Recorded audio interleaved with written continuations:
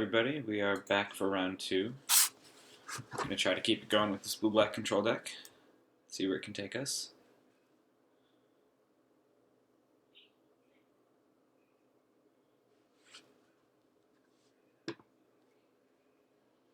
Alright, here we go. Let's see if we're on the play.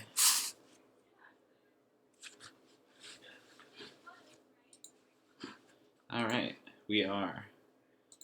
This, I don't know if this is a keep. We've got Frost Titan and Vindicating Click, but this expertise is basically uncastable. I think we have to mulligan this, unfortunately. Alright, that's a keep. That's a much better hand. Turn 2 Condescend, I like.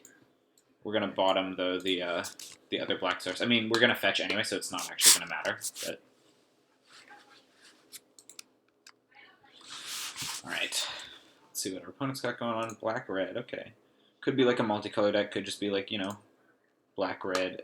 I'm guessing they would be mono-black or like, you know, close to mono-red aggro, something like that. But yeah, I've really been impressed with mono-black, like control/grindy value in this format. 1-for-1s and then 2-for-1s go well together, that kind of thing. But yeah, we can condescend whatever they play here, hopefully. It's like a Thoughtseize, we can't, but hitting a Night Veil Spectre will be good on turn 3, if it's not killed, but it probably will be. Next turn, if we draw a land, we can go Siphoner with Condescend for 1-up. That shouldn't be too bad. Alright, 3 mana. The opponent has to have something here. It's probably a removal spell. Yeah, that's a pretty good removal spell right there. We might be in trouble. Alright, we're going to play out the Siphoner. Probably discard our Battle Sphere and hope we get to attack next turn, although we likely won't. Yeah, having Liliana out with a deck that probably has a lot of removal in it is very good here.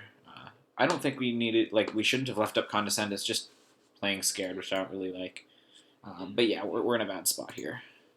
Seems like I always get into a bad spot the first game of any match I play in these videos, but oh well, we end up winning a lot of them anyway, so. Yep, there's a Dreadvor.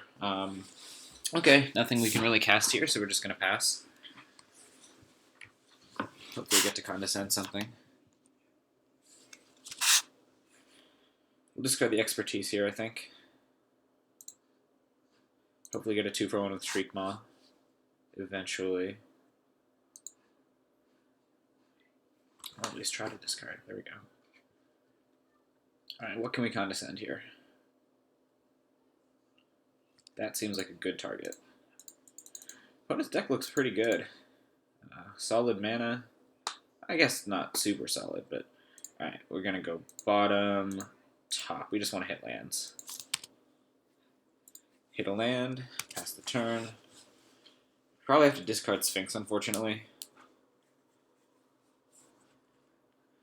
Yeah, I think we're just going to discard that. Hope the opponent plays a non-black creature, and then we draw a land. That's like our only route to victory here. It's not even a route to victory, it's just a route to, like, decent position. Alright, Venser does things. We can bounce Liliana now, or we can bounce her after she ticks next turn. I think after she ticks is probably the best play. We would have to discard Shriekmaw, but I think that's worth it to, well, let's see. Let me actually try to put a stop here, see if I can maybe undo that and think a little bit more. Bouncing now means that Liliana gets to come down in minus and kill Venser. But then if we draw a land, we can cast Shriekmaw. I'm really not sure, actually. I think we're going to bounce during our opponent's turn, because that also leaves up the option to bounce like a big spell and then just come in attacking Liliana the next turn. So yeah, I think that's what we're going to do. That seems like almost the better scenario, actually. We can just discard Shriekmaw when Liliana ticks up and then see where to go from there.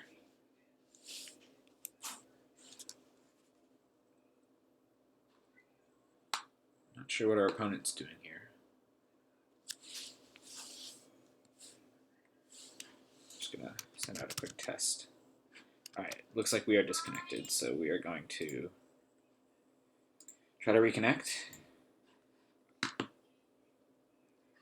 Does this work? Still no. Alright, here it is. Ooh, yeesh. Okay, I think we just have to Venser this. It really sucks, but yeah, we're not in good shape here. K-Command can then just kill Venser, and get back opposite at Liliana pluses. We discard Shriekmon, we're basically at no resources, so yeah.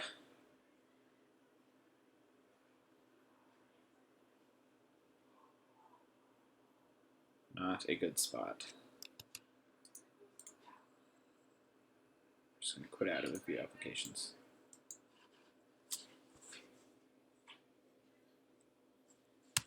Yep, there it is. Alright, Damnation doesn't do anything. We'll probably concede in response to the discard here, yeah.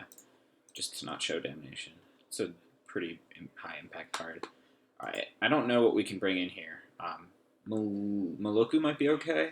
But other than that, I really don't think there's much. Yeah, I don't really know what to take out either. I guess maybe like an ultimate price. Yeah, I think we'll do that. Just have more threat density against like a pretty removal heavy deck. But yeah, again, our deck does not have many sideboard slots. We could go into green potentially, maybe for game 3. But yeah, I think we'll just go with this for now. Alright, we're going to get an island, I believe, with this Evolving Wilds. Polluted Delta can kind of adjust our choice later, but... Alright, that's a pretty aggressive start from our opponent. We'll see how that turns out for them. Okay, we have an Anticipate here. It's not bad. Probably just try to hit a land, to be honest. And then try to get to our 6 drops this game as best we can.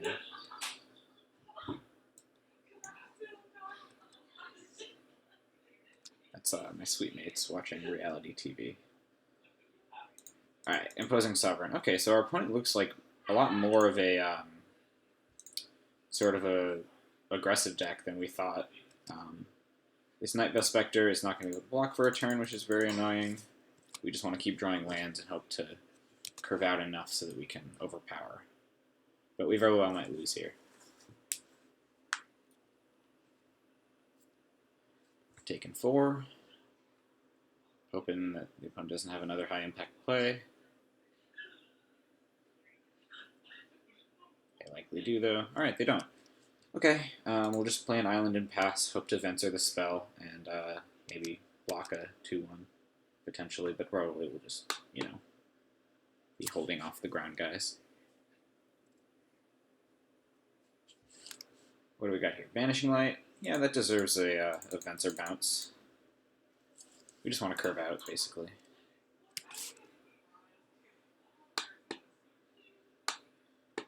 We could attack with Night Veil and try to hit a land, which might be decent. We could also hit a black spell, potentially, this next turn.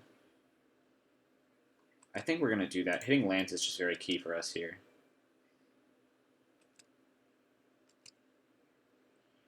It's not quite a land, and we have nothing to search for to cast it, so we're just going to play Moloku here. Going to come in tapped, and we're going to probably take something like 2 from Kythian when it attacks. We could also block. Just make the opponent spend 3, or not. That's an interesting option. Because once Moloku untaps with 5 lands, we're in pretty solid shape. Although the Imposing Sovereign is a little bit of an annoyance there. Obviously, if we draw a land, we're in even better shape. But yeah. We'll see what the opponent does before combat. Possibly we won't even have to make that decision with Venser. Okay, face fetters. So yeah, I think here we're gonna block the Imposing Sovereign. It's definitely doing more work than the other stuff here. Okay, yeah, we'll attack with Night Veil. That's a land. We can cast our big Frosty. I think right now we're just gonna tap Kythian. We just don't want to take another 2 damage. And we can also cast this Falconwrath Aristocrat if we want to next turn. Oh, I forgot that the Imposing Sovereign wasn't on the board. I definitely should have tapped a land there. That was pretty stupid. Hold our opponent off of 5 mana. 5 mana can do some pretty gross things in cubes.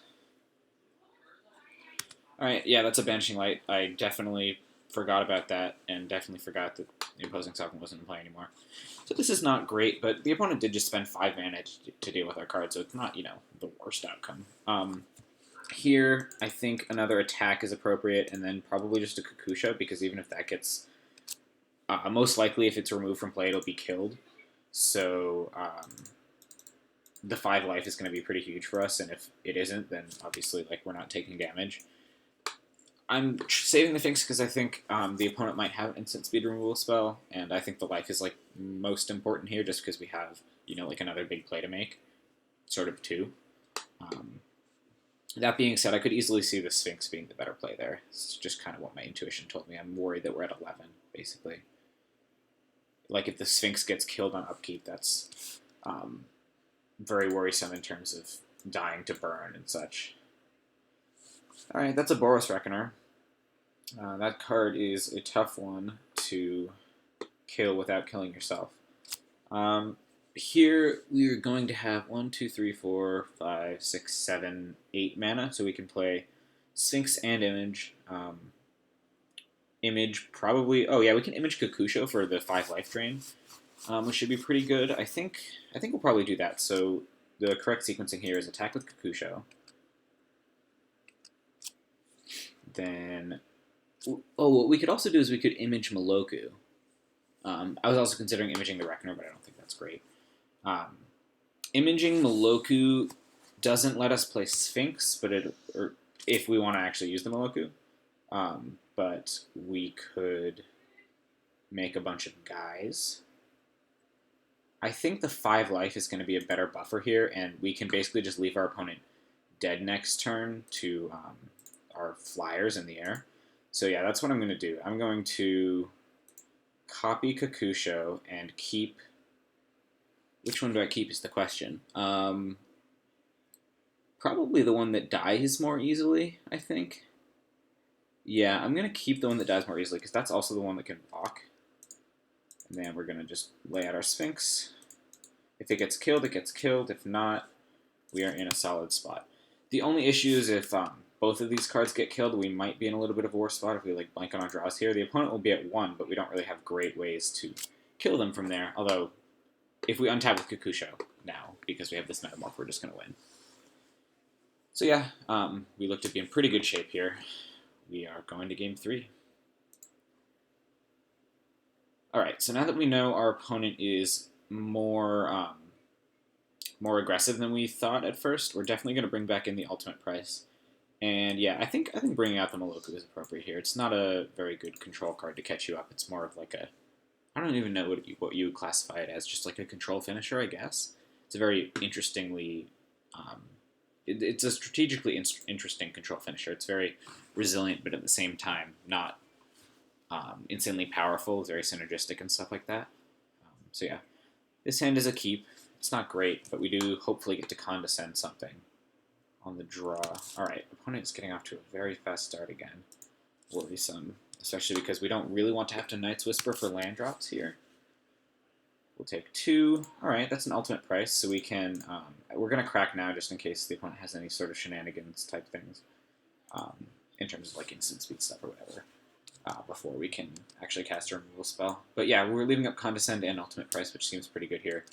The question is whether or not we ultimate price here. I don't think we do. I think we take 2 because we'd much rather scry to get hopefully a land drop. Alright. And because of that, we'll just ultimate price end step. Even though it feels bad, we just took 2 damage and then didn't do anything about it. Okay, so here we have 2 counter spells, but we could also just play out a Nightveil Spectre. The question is whether the opponent has sort of an instant speed removal spell and then can follow it up with a creature, which would put us pretty far behind. But I think we just need to go for the aggressive play here. Don't want to play scared. And then this obviously makes our counterspells following up during the next few turns a lot more effective. Alright, Nahiri is pretty good. We don't really have a great way to beat that right now. But that being said, we could attack Nahiri. We could attack the opponent. I think because we have a land drop, we're going to attack Nahiri this turn. So yeah, let's do that. And then I think I'm going to play Lifebane Zombie here, actually. I could play Lifebane Zombie, or I could Knight's Whisper and leave up Condescend. I think actually this is tough. I don't want Nahiri to just be able to minus and kill the Night Veil, unfortunately. So yeah, I think I'm going to Lifebane. Okay, we get to take an Imposing Sovereign. Blood Clip. Here, let me just write this down. Good practices. Blood Crypt, Retreat. And Aristo. Okay, we'll take the Sovereign. Aristo can attack us next turn or can leave back as a blocker. It can block Lifebane, which is pretty annoying, and keep Nahiri alive. But yeah, if it attacks us, I don't hate our chances. Although we can't necessarily kill Nahiri this next turn, we do get to leave up a bunch of counterspells, and eventually this board position actually does, I think, turn into something good for us. So yeah, unless the opponent has something pretty good here, I'm not actually that worried about our position on the board, although I don't love it. I think it's at least even for us. Which is, in the mid-game, if you're in a pretty even board position, with this deck, it's a very solid result. Cross out that retreat. But yeah, the opponent could definitely draw something good here to play. That is something pretty good. Okay. Interesting. We can Snapcaster Ultimate Price, which I really like. So yeah, I think what I'm going to do is just attack Nahiri for 5. Leaving Nahiri dead next turn to the Lifebane Zombie. And then if the opponent... Okay, yeah, so we're going to do this. Unfortunately, the opponent sort of forced us to do this turn, which we really didn't want to do. We'd much rather have the opponent act scared and then during their turn try to hit us for 5 or something. But this is not a horrible turnout in terms of how this went.